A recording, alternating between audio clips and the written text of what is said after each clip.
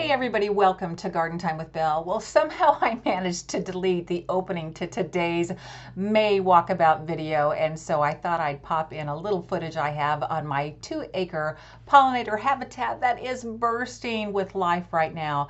You'll see a lot of little bumblebees in this little opening clip, but I want you to stay tuned because today I'm going to be taking you all around my Zone 6 Mid-Missouri garden. We're going to take a look at all my mixed borders around the house where I have put in a lot of new annuals and shrubs and perennials. We're going to, of course, visit my raised bed garden that is loaded up now. It is nearly completely full of herbs, veggies, and cut flowers. And of course, stay tuned towards the end of the video where I will take you on a walkabout through our 2-acre pollinator habitat and show you what is happening.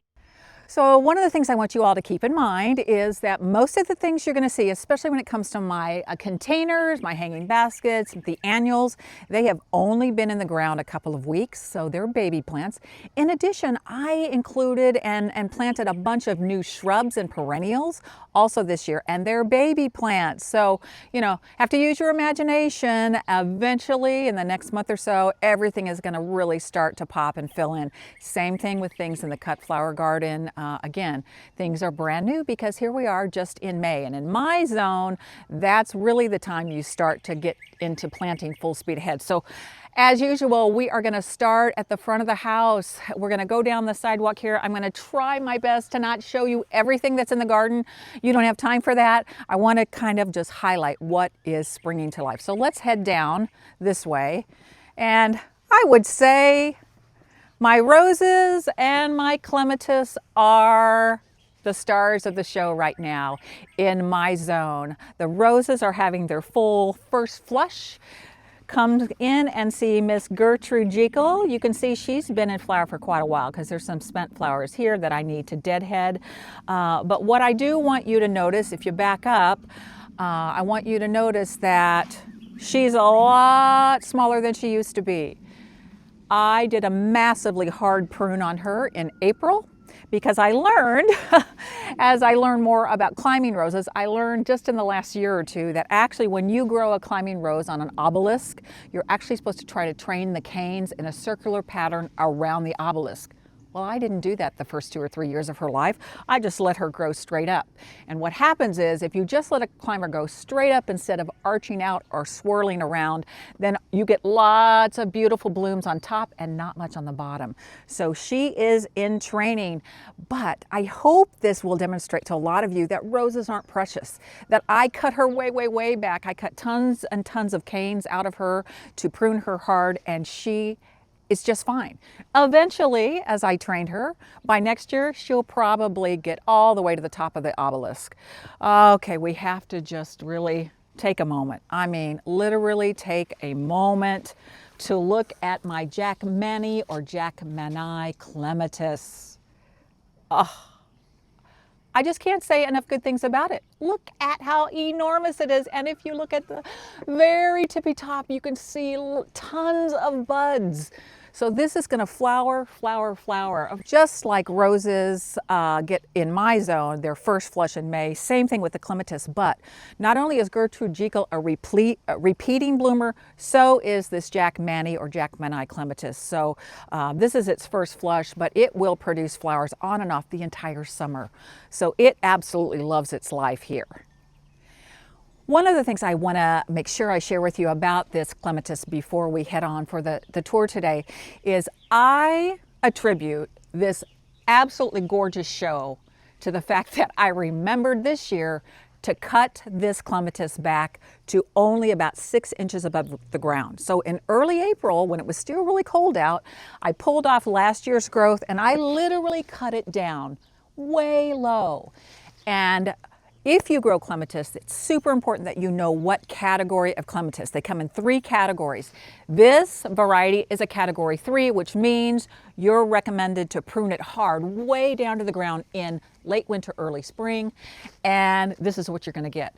So depending upon the type and variety of clematis you're growing, you need to know that so you know when you're supposed to prune, because different categories you're really not even supposed to prune.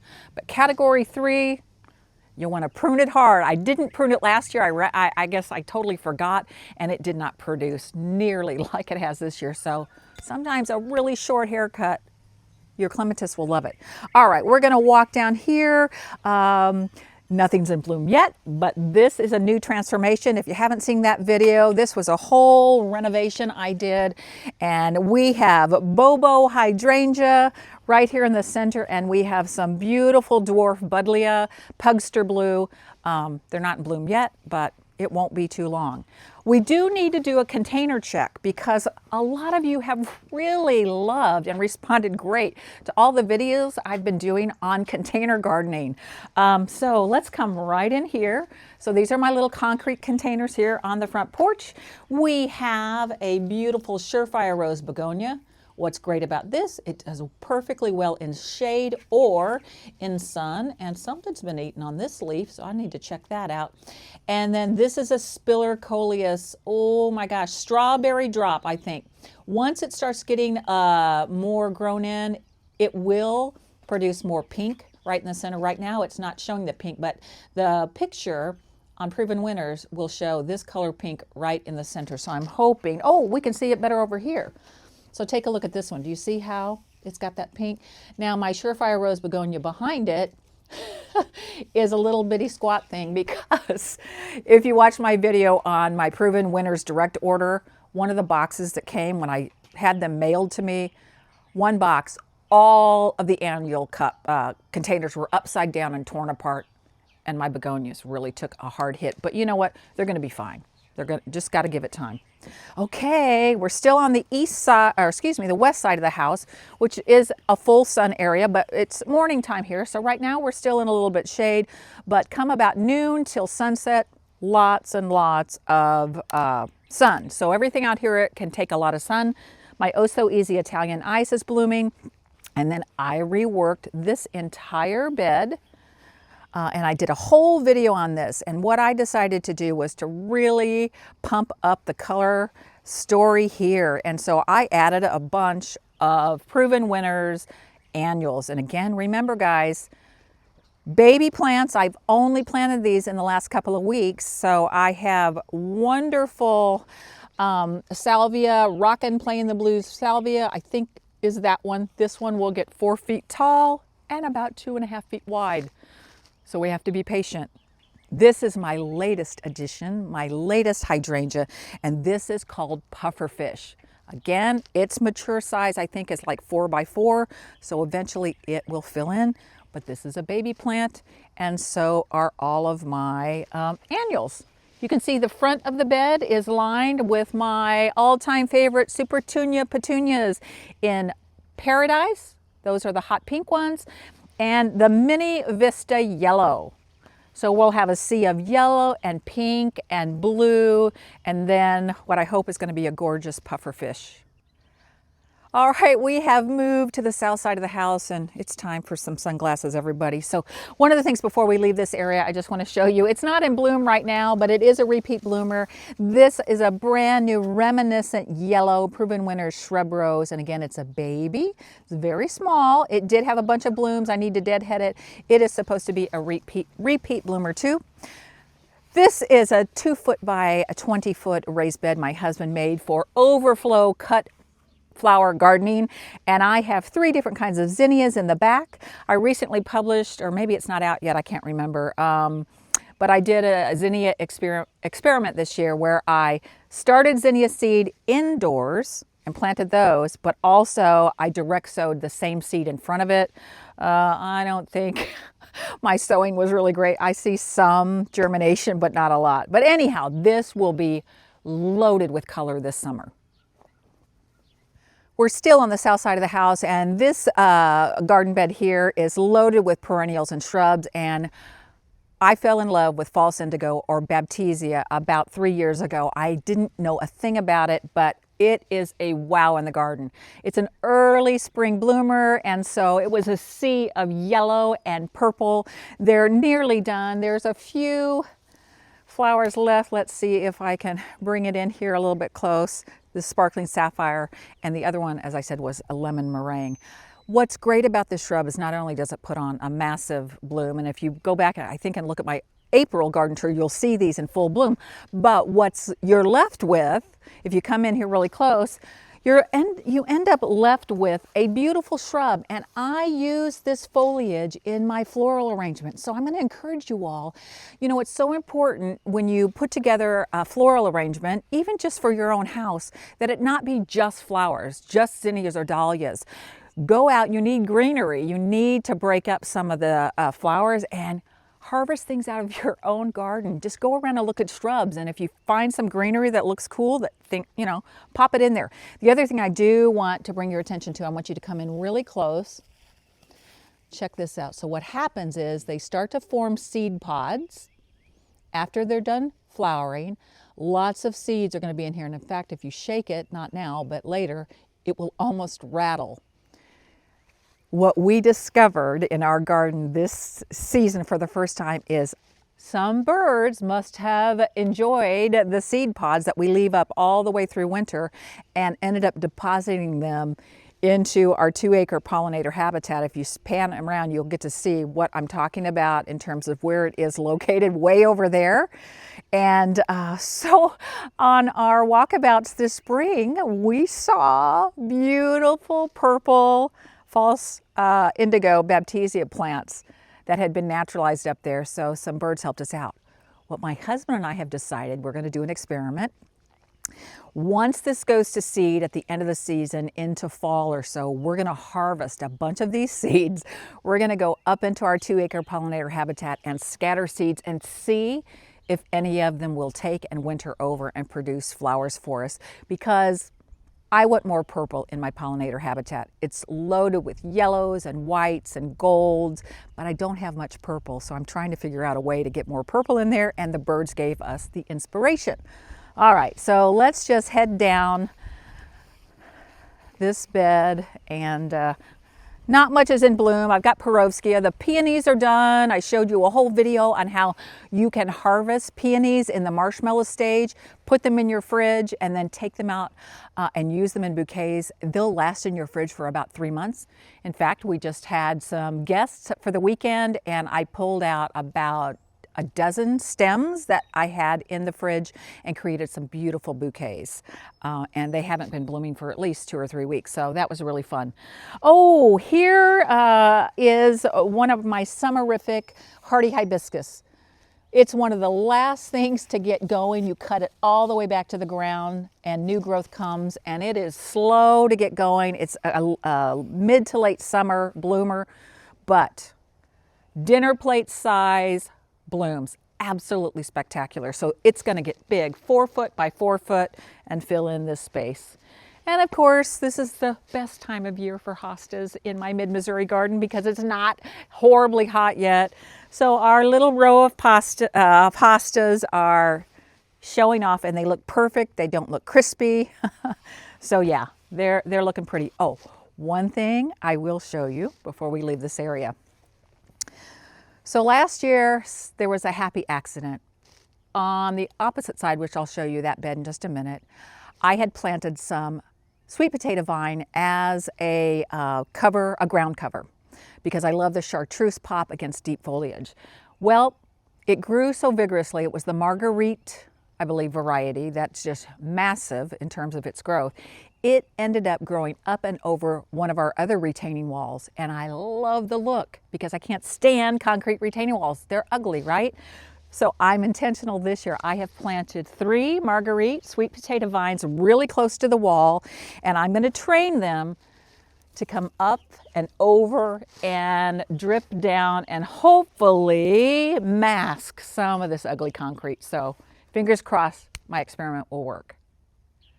I want to make sure I give everybody a container update because, again, like I said, those videos that I've been showing you on containers have really resonated with you all. And I think we all love jewelry for our house. That's what I consider hanging baskets, like a perfect set of gorgeous statement earrings. That's what I think of when I look at our hanging baskets. So these are the Weekender. These are self-watering baskets. I purchased these for the first time this year, so I'm trying them out. only supposed to have to water these hanging baskets, even in the hottest part of our summer, maybe every 3 or 4 days. So I am all for that.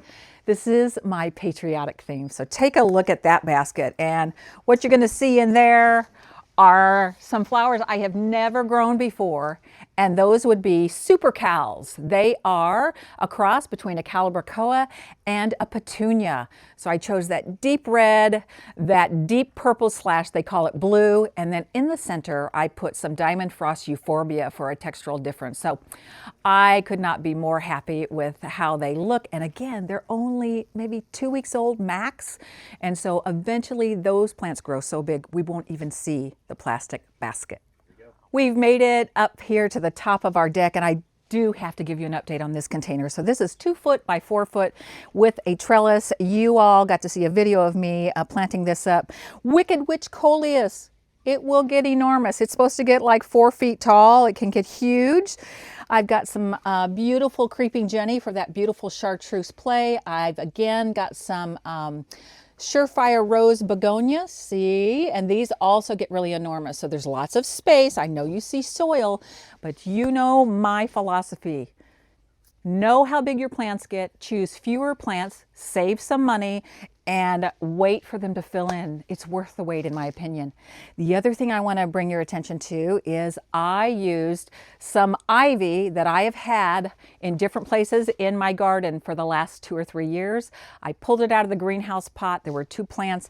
I wove it up. I'm going to train it up for a green screen, and then actually just yesterday, I put a pink clematis in here. I dug it up from way out in the garden where I never get to see it up close. And so I just popped it in here. You can barely see it. This is the clematis. So I am hoping it will like its home here and eventually work in with the ivy for a beautiful screen. Then the only other thing I want to bring your attention to are my cocoa coir hanging baskets. And again, you gotta use your imagination, guys. This has only been in here 2 weeks, but I used a proven winner's recipe. So this is, I think, a royal velvet petunia, a double yellow calibrachoa, and a lobelia. And so again, based on the growth size of these plants, they will grow up and over, and we won't even see the cocoa coir basket in probably 2 or 3 weeks.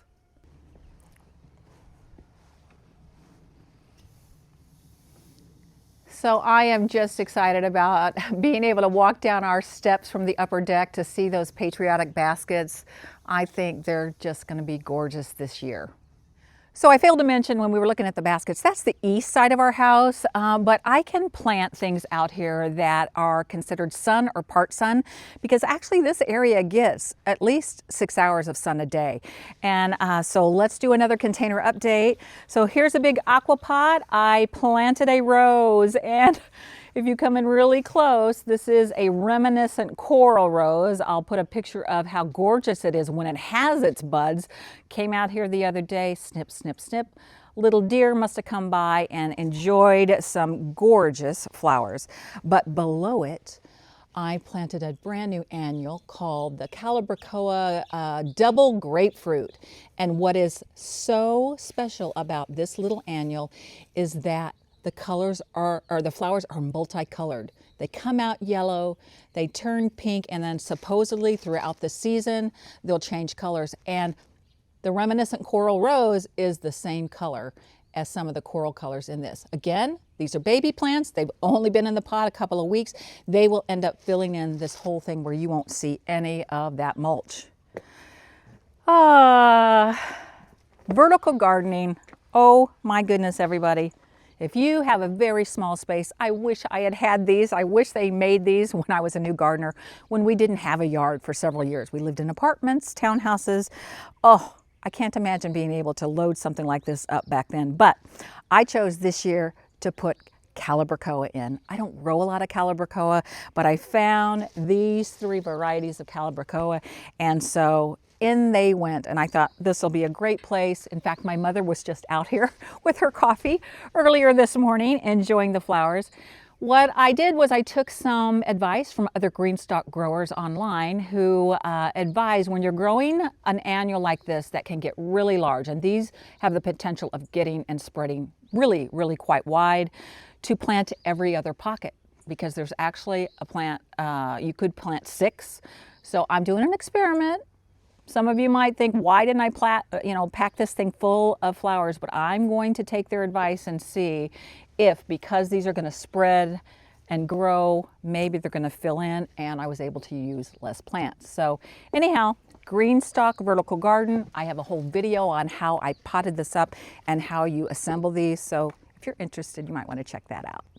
So there's not a lot to see right now in terms of blooms in this garden bed, but if you follow my videos, you've heard me talk about my trouble garden bed. This is the one. It stays extremely wet.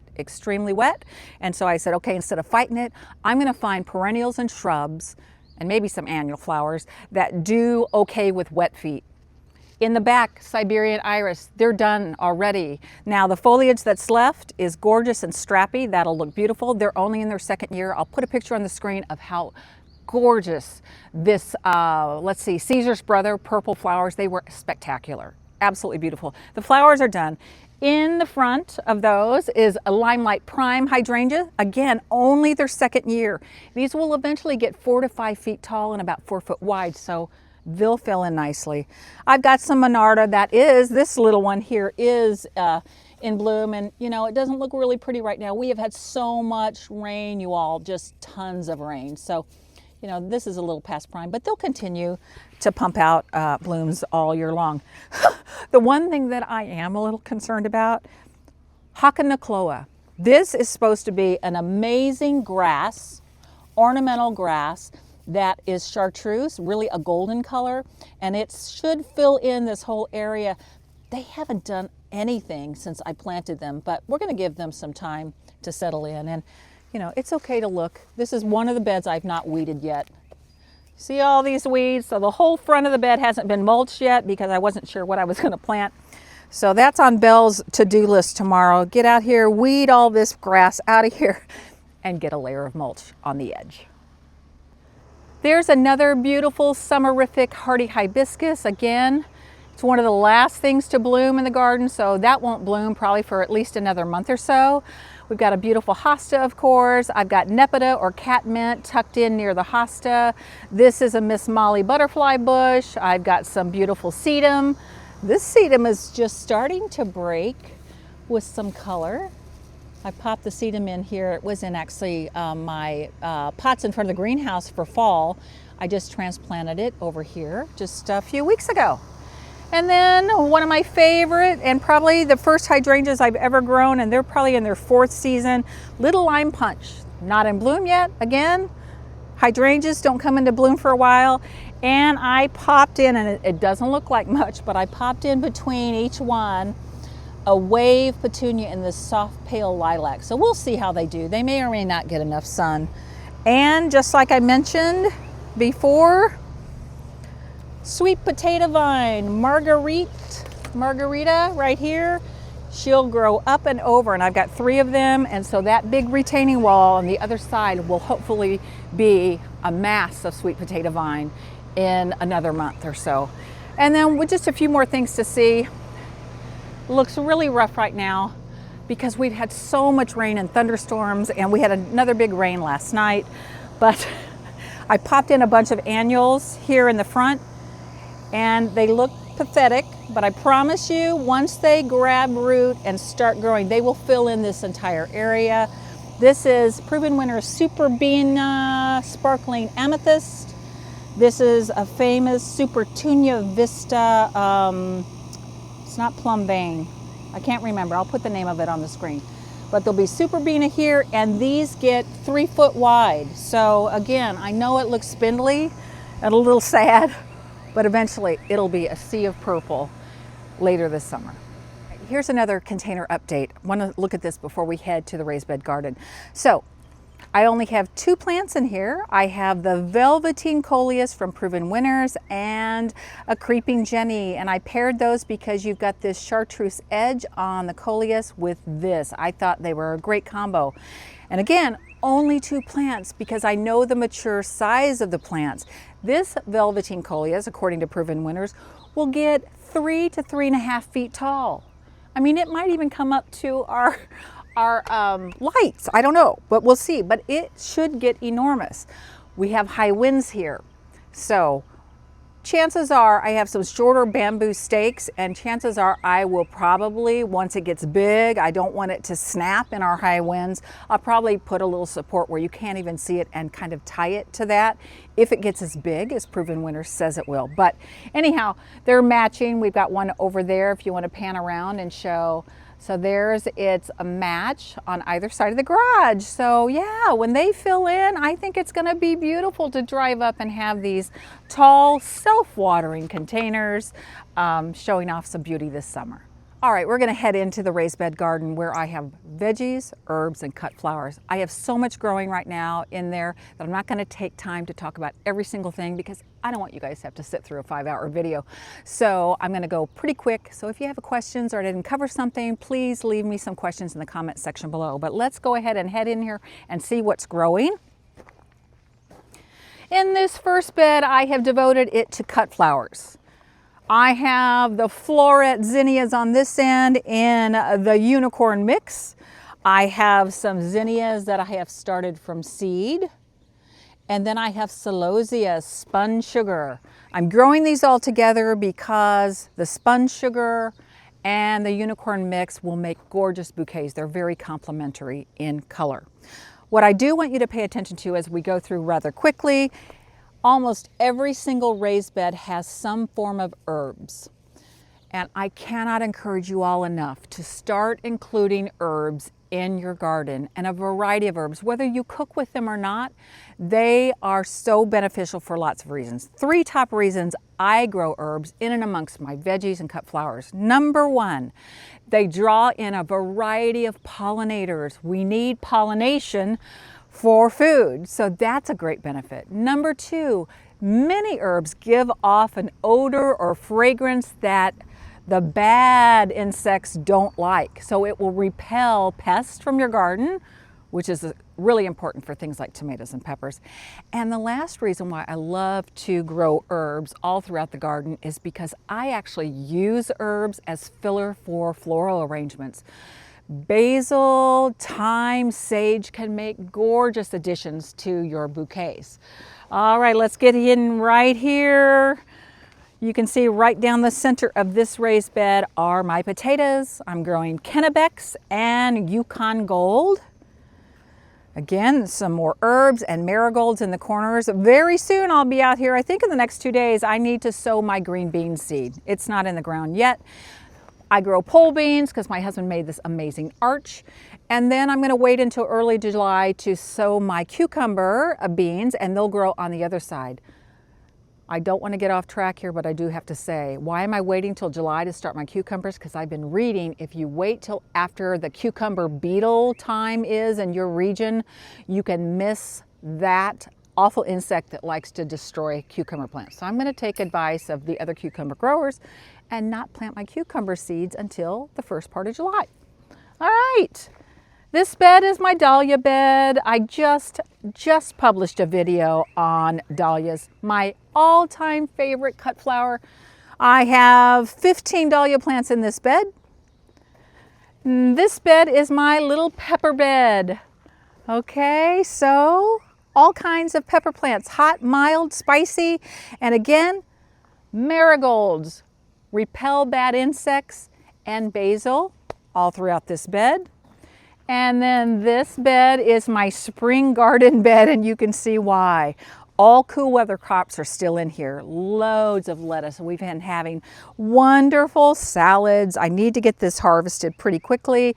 I also have lots of herbs like sage and chives and lots of different parsley plants. My spinach crop, not so great. In fact, it's already gone to seed. If you want to come in really close, let me show you what it means when it goes to seed. When spinach starts producing seed or flowers, the actual spinach leaves turn sort of bitter. So spinach in my area, it needs to be grown early, but we got hot so fast this year, you know, that it bolted, as they say. But anyhow, yeah, so mostly spinach. Oh, my cilantro. Yeah, when it gets to be this big, just like the spinach, and it starts to form flowers, the leaves turn bitter. So you want to harvest your cilantro. So I'm going to be calling my neighbors and saying, hey, you guys need some cilantro because I have more than I could use. We're going to move quickly to this bed. This bed was a spring bed at one time. You can see I have broccoli. I've already harvested the main heads, but if you come in really close, I want to show you, just because you take out the main head of broccoli, leave the plant because it's going to continue all over to shoot up little florets like that, and those are yummy. In the front, you're going to see again a whole bunch of different herbs. Basil, sage, thyme, different colors, lemongrass. I just planted this. This gets enormous. This will get 3 foot tall and probably 2 foot wide. It will fill in this whole center. And these 2 rows are my leeks. I grew them from seed, so I just transplanted them out here. So I've got about 20 leek plants in here, which makes me super happy. Okay, as we wind around over here, you're gonna see carrots. Well, you're not gonna see carrots, but you're gonna see a bunch of different carrots in here, and I've thinned them twice already. I might have to come in again. You wanna thin them when they're really little, and I've done that twice, but you wanna leave at least a couple of inches between your carrots because you don't wanna crowd them out underneath the soil. But 3 different varieties of carrots. So I'll have purple and orange and yellow, and I think almost a pink one. Can't wait. And then some scallions, some green onions right here. Last thing we'll show is the tomato bed. Who doesn't love growing tomatoes? It's, for most of us home gardeners, the very first vegetable most of us try to grow. I've got 8 varieties of tomatoes, and again, loaded it up with different kinds of basil. I have tower basil in here. I have Thai basil and lots of marigolds. Basil and marigolds, especially French marigolds, which I grew from seed, repel the bad insects like tomato hornworms that love to destroy your tomato plants. One more container update before we head up for the last part of the tour, which is the pollinator habitat. Aquapots, love them, self-watering, and in the aquapots this year I have planted some proven winner annuals that I have never grown before, and this is the Suncredible branching sunflower. Again, this is a baby plant. This will get about 4 feet tall and about 2 feet wide, so it will take over this pot. And isn't this a cutie? You have to come in here really close. Nemesia. Oh my goodness, I've never grown Nemesia before. Again, this is supposed to really spread. So the idea is I'll have these big branching sunflowers in the center, and hopefully they'll be underplanted with this little Nemesia. Last stop on today's walkabout is our beautiful 2-acre pollinator habitat. So why don't you come with me? Let's go down the lane and I'm going to show you what is bursting to life.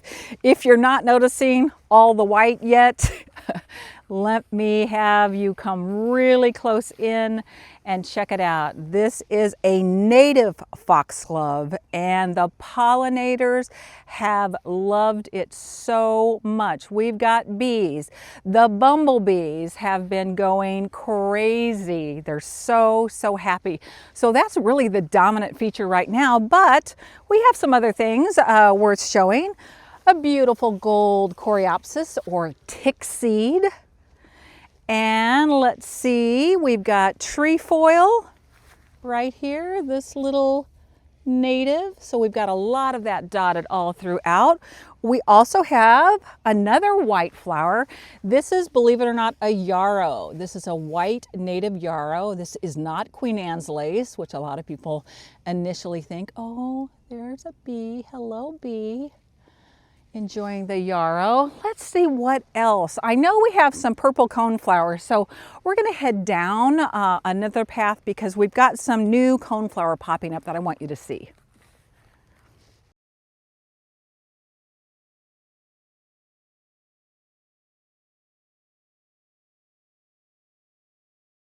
And one other plant that is showing, just starting to break dormancy and show off would be some more coneflower. I cannot tell you what species this is, but this is something I have never noticed before. And we're in our 4th or 5th season of our pollinator habitat, and it constantly surprises my husband and I. But what I love about it is, look at this. It's almost burgundy. the little center with these really pale lilac, skinny little petals. So that's just now erupting. That's the beauty of this. It surprises us. Every year we see plants we've never seen before. It's just been so much fun. We have lots of different coneflower or echinacea, different species that'll be growing, as well as rudbeckia, black-eyed Susans, whole different varieties for those as well. The other thing I can't spy right now, there's some up on the hill where we just were though, is that we grow 4 different types of milkweed. And some of you might know that milkweed is the host plant for the all-important monarch butterflies, which we're trying to help with that population. That's the only type of vegetation that they can eat and grow and turn into butterflies. So we are trying to do our part. Well, that's going to about do it for today's May Walkabout. Thank you guys so much for hanging out with me today. If you enjoyed coming along with me on this garden tour and seeing what's growing in my Mid-Missouri Zone 6 garden, I'm going to encourage you all to please like and subscribe to my channel. Doing that helps me grow my channel and connect with more wonderful gardeners just like you. I'm going to sit here on this bench and enjoy all the hard work that we've put into our garden so far this season, and I'm going to encourage you to do the same. You know, we try to create beauty wherever we are on a large scale or a small scale, and we have to pause and take time to just sit and enjoy the fruits of our labor. So until next time, I'm going to wish everybody out there happy gardening.